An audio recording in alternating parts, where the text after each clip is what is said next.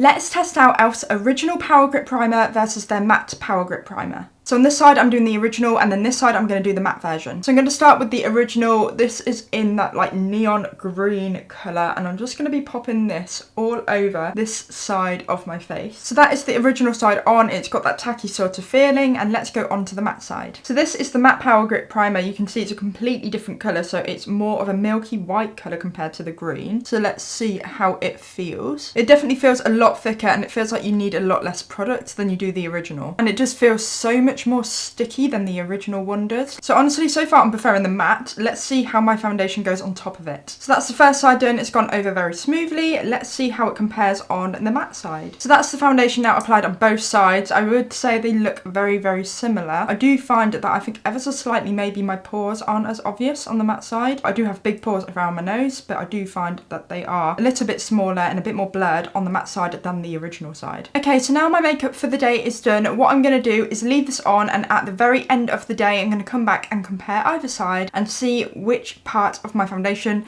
has lasted the longest, either the left or the right. So it's now like a 5-hour check-in from wearing the primers, and I thought I'd just give you a bit of an update. So I feel like on this side, specifically around like the nose area, this is the original e.l.f. primer.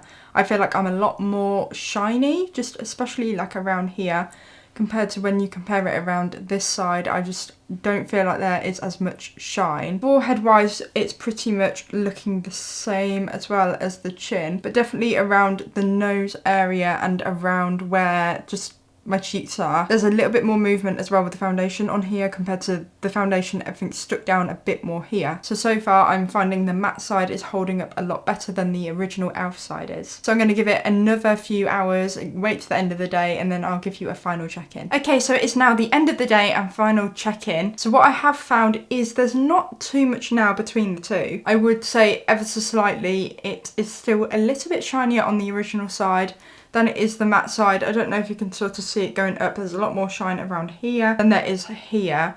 In terms of the head, I don't think there's too much of a difference. I just think it is ever so slightly more glossy on one side, which is the original, compared to the matte side. Obviously, like I said, I do have oily skin, so I do get shiny anyway. So I would say, looking at it as a whole, I do prefer the matte version, but that is just because I do have oily skin. If you do have dry skin or sort of normal skin, I can see how this side would work a lot better.